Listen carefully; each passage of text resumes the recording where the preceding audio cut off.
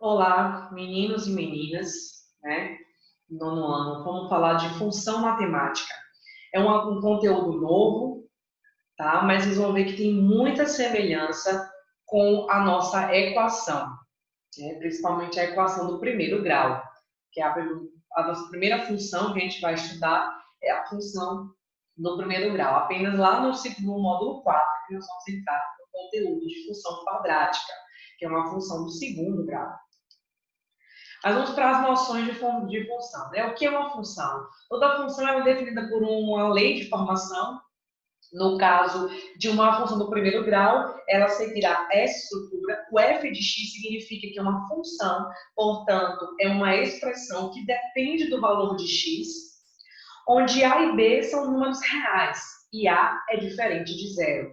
Se o a fosse igual a zero, a gente perderia o conceito de função do primeiro grau, tá? Que nós teríamos f de x igual a b, e aí já não seria a nossa função do primeiro grau.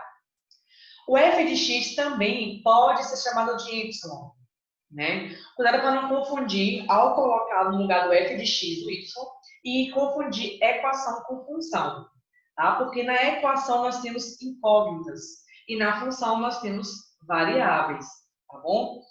A função associa, então, um elemento x a outro valor, que pode ser indicado por f de x, tá? Então, f de x significa, aqui existe uma função, em função de quem? De x. Então, x é a nossa referência. E nós temos dois tipos de grandeza. A grandeza dependente e a grandeza independente. Qual é a diferença?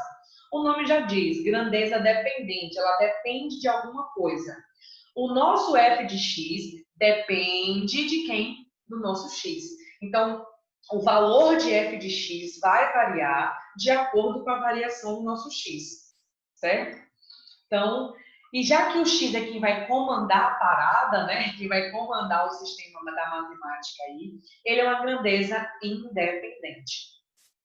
Um exemplo clássico que a gente vê, né, que a gente encontra em vários livros e também em lista de exercícios, é quando se fala sobre salário de vendedores. Para quem tem alguém na família, ou até mesmo vocês que trabalhem aí com a parte de vendas, a depender do estabelecimento, existe um acordo, né, com o vendedor de que ele vai receber um salário fixo, porém ele vai ter uma comissão com aquilo ali.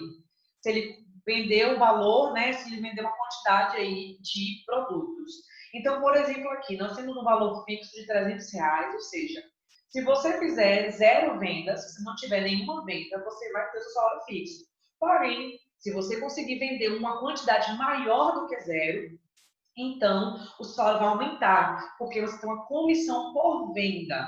Então, olha só, quem é dependente e quem é independente aqui? A comissão ou o número de vendas é a nossa grandeza independente, porque ela pode variar de acordo com o dia, de acordo com o vendedor.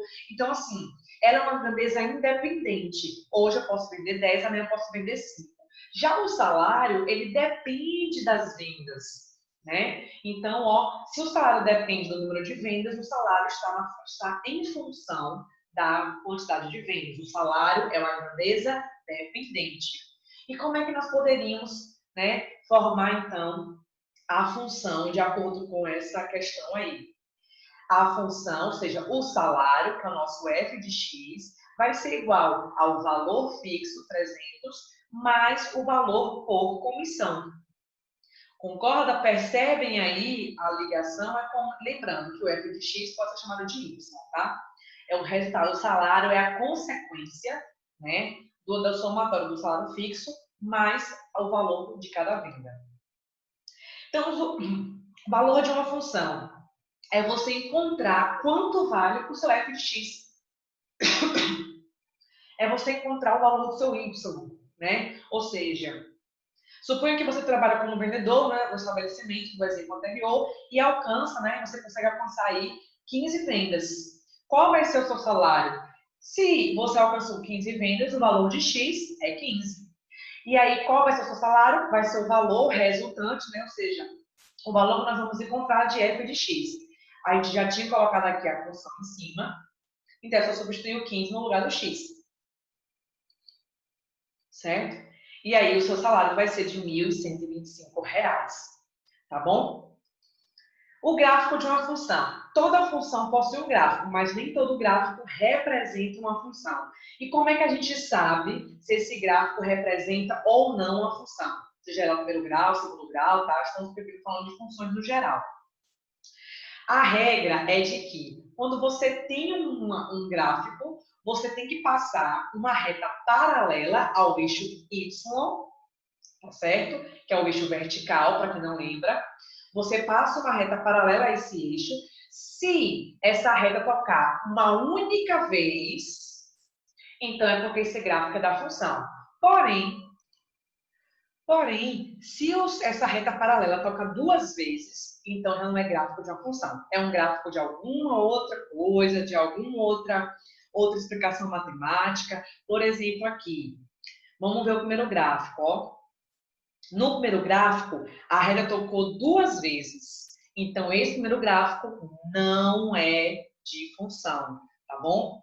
O segundo gráfico tocou uma vez, então é um gráfico de função.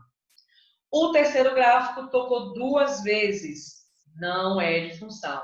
E o quarto gráfico tocou uma única vez. Observe que está aqui embaixo, tá vendo? Então, ele é de função, tá bom? Então, tem que prestar muita atenção em relação a isso, porque às vezes a questão pode pedir para que você analise o gráfico da função e ele nem é um gráfico de função, tá bom?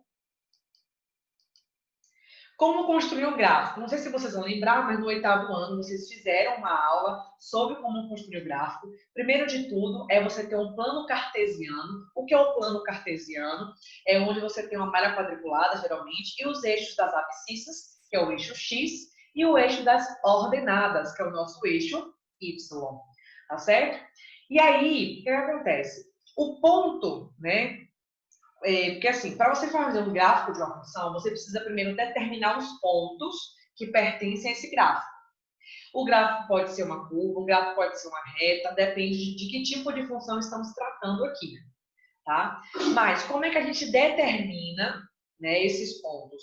Você vai ter pares ordenados, um valor de x e um valor de y, né, um par ordenado. O valor de x, você vai vir aqui no eixo das abscissas, que é o seu valor de x, e vai se encontrar com o seu respectivo valor de y, tá? Então, vão ser um encontro assim, ó, para poder formar o seu par ordenado.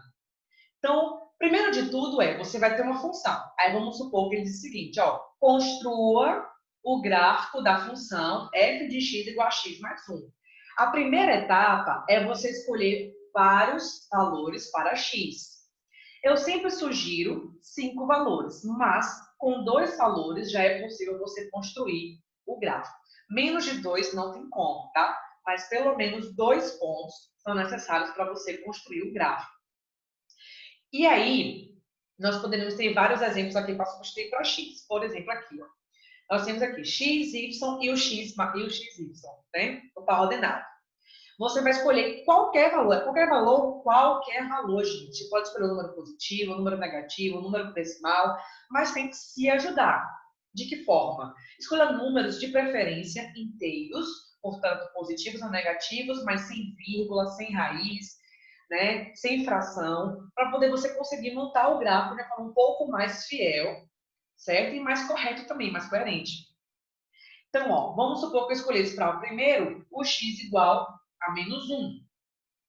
Quando o x é igual a menos 1, o meu y é igual a 0. Porque eu vou pegar esse menos 1, tá vendo aqui que eu escolhi para x, e vou substituir aqui, ó. Fazendo isso, eu encontro que o y é igual a 0. Então, meu par ordenado é menos 1 e 0. Vou para outro valor de x. Vamos supor que agora eu disse que x era igual a 0. Ó, então, eu substituo o 0 aqui. O y vai dar quanto? Vai dar 1. Então, coloco o par ordenado. E sigo adiante com outros exemplos, né? Eu sempre sugiro do menos 2. Sempre sugiro do menos 2 até o 2. Então, menos 2, menos 1, 0, 1 e 2. Quando você escolhe os números entre menos 2 e 2, seu gráfico fica o mais fiel possível. Pelo menos, ao meu ver, né, é uma dica minha mesmo. eu gosto muito de colocar esse intervalo para montar o gráfico de forma mais fiel que possa ser, tá? Então, a gente escolhe valores para x e o valor de y é sempre consequência do valor de x que você escolheu. Então, primeiro escolha o x, substitua na função, para daí então você encontrar o y. Mas, professora, cadê o y da função? Lembra que eu disse f de x é a mesma coisa que y, tá bom?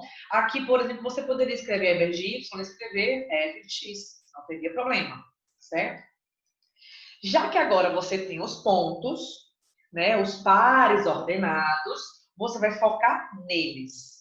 Vamos esquecer agora o que a gente já fez, que foi escolher os valores de x e de y, e vamos focar aqui os pares ordenados, os nossos pontos. Lembra? Vamos encontrar o x com o y. Então, olha só, aqui estão todos os pontos que a gente encontrou. Ó, o 3, tá vendo aqui? Vamos lá por esse primeiro, ó. Menos 1 e 0.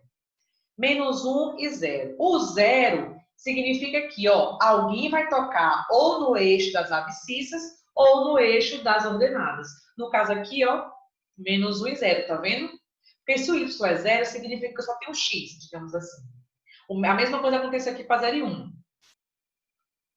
Aí os demais, ó, encontrei o número 1 com o 2 com o 3, o 3 com o 4, tá certo? Então, aqui eu demarquei os pontos. Primeira etapa, escolher os valores de x para encontrar y, formando assim os pares ordenados. Segunda etapa, demarcar, né, marcar aí todos os seus pares ordenados do gráfico, no plano cartesiano. E aí, por fim, traçar o gráfico. Então, se eu já tinha esses pontos, eu vou só traçar eles aqui, tá certo? Para daí, então, eu ter o meu gráfico bem certinho. Próxima aula, falaremos sobre função afim, que é um caso um pouco mais específico, é o caso de função do primeiro grau, tá certo? Obrigada e até a próxima.